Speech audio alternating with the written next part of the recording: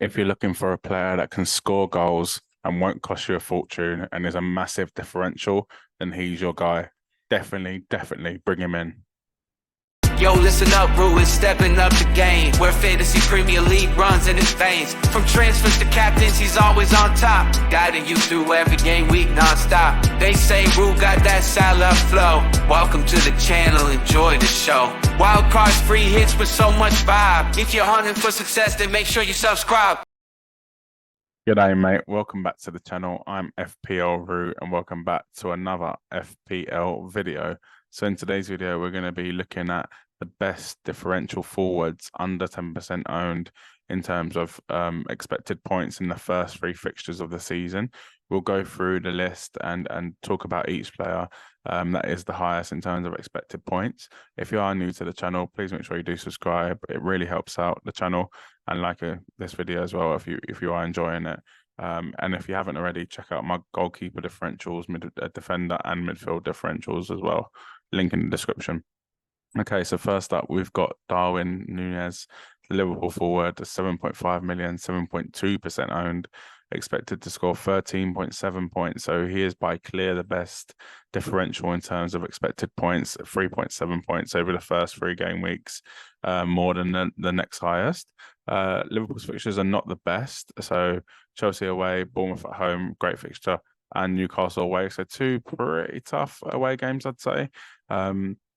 And there is always a risk with Liverpool's forwards, apart from Salah, as they do have some really great options. They have Gakpo, Luis Diaz, Darwin, loads of players that can kind of play that in that front position. Even McAllister could potentially play further forward. I doubt it, but they could. And Jota as well. I haven't forgotten Jota. For me though, Darwin has been given a number 9 shirt, so for me, I wouldn't be given the number 9 shirt unless the player is going to be starting in the number 9 position up front for Liverpool. So I don't actually mind Darwin Núñez as a differential pick. Yes, he's not the most differential, 7.2% owned, but he's still very differential. He's not going to be like a Haaland or Jesus or even Kane owned. So for me, if you are looking for that player, and maybe an alternative to Gabriel Jesus, and then Darwin is a good player to go for. Definitely keep an eye on the preseason though. See how Liverpool line up. See if Darwin's getting minutes. Other than that though, I do feel like he is a good option, and we've seen how good he actually can be last season. At the same time, we've seen how bad he can be, but he always did good for me. So I've kind of got a soft spot for him. Next up, so 3.7 points behind Darwin in terms of expecting points, is Julio Alvarez. So the Man City forward, 6.5 million, so a million cheaper, and only 2.8% owned, which is incredible. Some of us had him in our teams towards the end of last season, or even at the middle part as well. City do have some really great fixtures to start the season with 2 newly promoted sides in the first 3. So Burnley away, Newcastle at home, Sheffield United away. And with De Bruyne being injured, potentially Alvarez could start in that midfield position, kind of behind Haaland. I do think it will be Foden though, but Alvarez again could be that person to do that. The good thing about Man City and Arsenal as well is they have the Community Shield a week before the season starts, so we'll get to see how City line up in that, and yeah, maybe try and second guess Pep, which is probably not always the best option. But in terms of this punt, I actually don't mind Alvarez, but I think I'd rather Darwin for a million more, or even someone else who we're going to talk about later on in this video. Next up, we've got Dominic Solanke. So the Bournemouth forward, 6.5 million, the same as Alvarez, and the same ownership, 2.8% owned. Bournemouth actually had a really good season. I think they finished 13th. However, they have got a new manager, and we're not too sure how he's going to set up currently.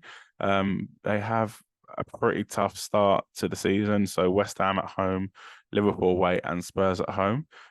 So for me, I would be staying away from any Bournemouth players, and staying away from Solanke as well for that price, 6.5 million. Yes, he can be a differential at some point in the season, and he can be a good option, but to start the season, no, don't go anywhere near him. I think there are much better options out there for even cheaper, never mind 6.5 million. Next up, we've got Vissar, the Brentford forward. coming in at 6 million, 3.9% owned. Brentford have a good start. Okay, they have Spurs in the first game, but then they have Fulham away, Palace at home, and then they have some really good fixtures after that too. Obviously, Vissa is going to be playing, likely to be playing, because Tony is injured, so he'll probably play kind of up front with Mbeumo or one of them on the wing, one of them up front. 6 million is not a bad shout, and because of how great midfielders are this season, and maybe you don't want to take up a spot from midfielder for Mbeumo, Vissa could be an option as your first striker or even your second striker, depending on how big you are going in midfield. He does do well. He does get into attacking positions and score goals. So I actually really, really like this pick as an alternative to Mbeumo. And like I said, it doesn't take up a midfield slot, which is great.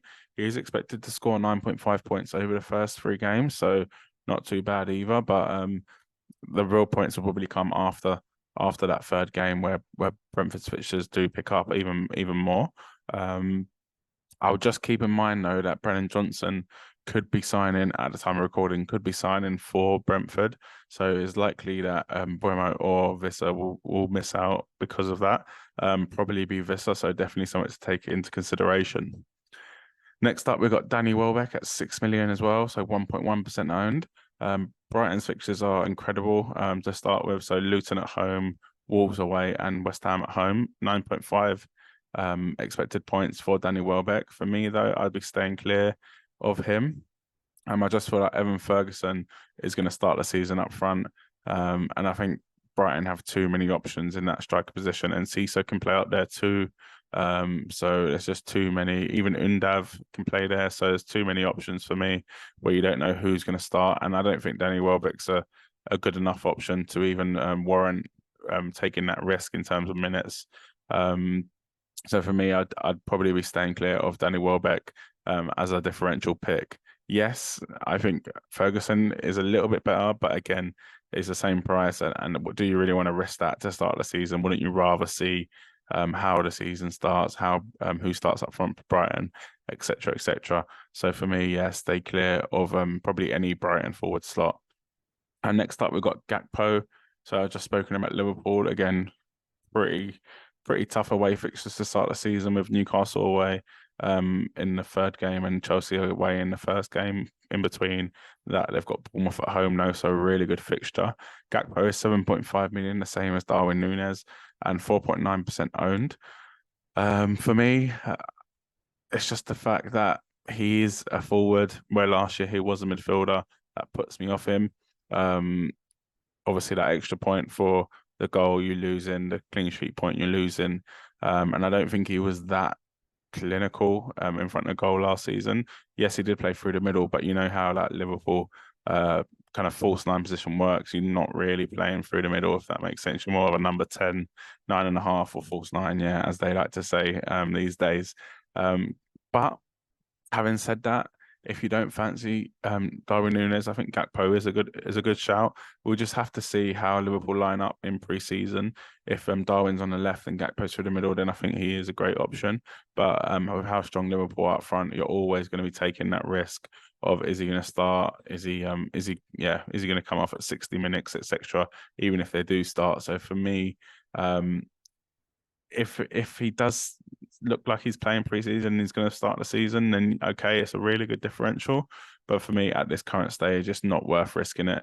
And even with Darwin, I'd much rather Darwin than Gakpo. I just think Darwin has more in him, more goals in him than Gakpo does.